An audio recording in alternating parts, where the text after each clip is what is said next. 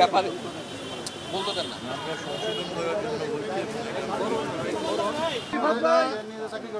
আমাদের প্রিয় নেতা ডক্টর কামাল হোসেনের নেতৃত্বে আমরা 8 সদস্যের একটি প্রতিনিধি দল আমরা প্রধান উপদেষ্টা ডক্টর মোহাম্মদ ইউনূস তার সঙ্গে আমরা দেখা বলেছি।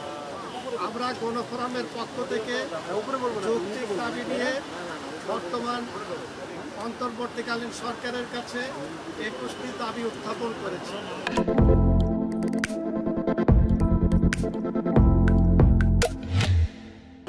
বর্তমান সময়ে আমরা যে সংস্কার প্রস্তাব দিয়েছি এবং মাননীয় প্রধান উপদেষ্টা সেটা গ্রহণ করেছেন এবং এটা বাস্তবায়ন করার জন্য আমরা যে আবেদন করেছি তাতে তারা সম্মত হয়েছে। আপনারা জানেন যে গত 16 বছর বাংলাদেশে একটি স্বৈর শাসনের মাধ্যমে গণতান্ত্রিক সকল প্রতিষ্ঠানগুলো ধ্বংস হয়ে গিয়েছিল এবং সেখানে দলীয়করণের মাধ্যমে সেই প্রতিষ্ঠানগুলো কোনো অস্তিত্ব ছিল না। বিশেষ করে আমাদের সংবিধানে মাননীয় প্রধানমন্ত্রীর যে একচ্ছত্র ক্ষমতা দেওয়া আছে তাতে তিনি ক্ষমতায় যাওয়ার পরে এই রাষ্ট্রের সমস্ত কর্তৃত্ব তার হাতে থাকে। আমরা জানিয়েছি যে ক্ষমতার ভারসাম্য আনতে হবে, সেই জন্য প্রধানমন্ত্রী এবং রাষ্ট্রপতির মধ্যে ক্ষমতার ভারসাম্য এটা বজায় রাখতে হবে। পাশাপাশি যে এই তত্ত্বাবধায়ক সরকারের জন্য আমরা আন্দোলন করেছিলাম, বুকের রক্ত দিয়ে অনেকে এই তত্ত্বাবধায়ক সরকার সংবিধানে প্রতিষ্ঠিত করেছিল, কিন্তু বিগত সময়ে শেখ হাসিনার নেতৃত্বে সরকার সেই তত্ত্বাবধায়ক সরকার বাতিল করে দেয়। আমরা দেখেছি বিগত নির্বাচনগুলো একদলীয়ভাবে কখনো রাতে ভোট করা হয়েছে, কখনো প্রশাসন দিয়ে একতরফা নির্বাচন এবং বিতর্কিত নির্বাচনের মাধ্যমে ক্ষমতায় থাকা হয়েছে। সংবিধানে জনগণকে যে মৌলিক অধিকার দেওয়া হয়েছে যে রাষ্ট্রের মালিক জনগণ এবং ভোটাধিকারের মাধ্যমে সে রাষ্ট্রীয় ক্ষমতায় যাবে, সেই অধিকারকে কেড়ে নেওয়া হয়েছিল। সেই জন্য আজকে আমরা মাননীয় প্রধান উপদেষ্টার কাছে বলেছি যে আপনি অবশ্যই এই সংবিধানে তত্ত্বাবধায়ক সরকার ব্যবস্থা পুনঃপ্রতিষ্ঠার উদ্যোগ নেবেন, কারণ আপনি কোনো দলের সমর্থনে ক্ষমতায় আসেন না। ছাত্র জনতার বিপ্লবের মাধ্যমে সারা বাংলাদেশের মানুষ আপনাকে এই ক্ষমতায় অধিষ্ঠিত করেছে, আমাদের এই কথাগুলো তিনি গ্রহণ করেছেন।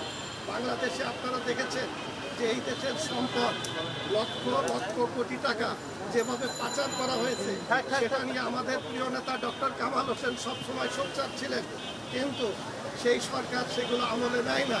আমরা বলেছি যে এই টাকা যারা পাচার করেছে, ব্যাংক দখল করেছে, সেই লুটেরাদের চিহ্নিত করে তাদের কঠোর আইনের আওতায় কঠোর আইনানুগ ব্যবস্থা তাদের বিরুদ্ধে দিতে হবে এবং বিদেশ থেকে সেই অর্থ আমাদের জনগণের জন্য ফেরত আনার ব্যবস্থা করতে হবে। আর একটা বিষয় আমরা বলেছি যে এখন বাংলাদেশ অরক্ষিত হয়ে পড়েছে, কারণ আইন শৃঙ্খলা বলতে কিছুই নাই, পুলিশ ব্যবস্থা ভেঙে পড়েছে।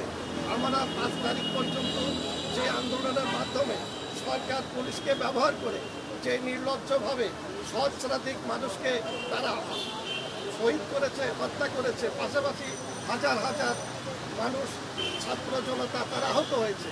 আমরা এই আহত এবং নিহতদের তালিকা প্রণয়ন করা এবং ক্ষতিপূরণের কথা বলেছি। পাশাপাশি সমস্ত থানা থেকে যে অস্ত্র লুট হয়েছে সেই অস্ত্রগুলো অনতিবিলম্বে অভিযান করে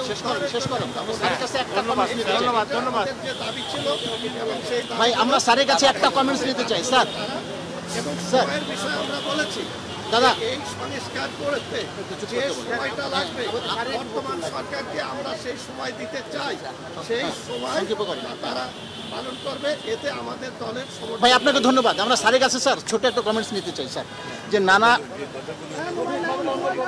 স্যার স্যার স্যার স্যার ছোট একটা কমেন্টস পেতে চাই আপনার কাছে। সেটা হলো স্যার যে সংবিধান পরিবর্তনের এখন অনেক দাবি উঠেছে, সংবিধান পরিবর্তন এখন এটি সময়ের দাবি কিনা কিংবা কতটুকু যৌক্তিক বলে আপনি মনে করেন স্যার?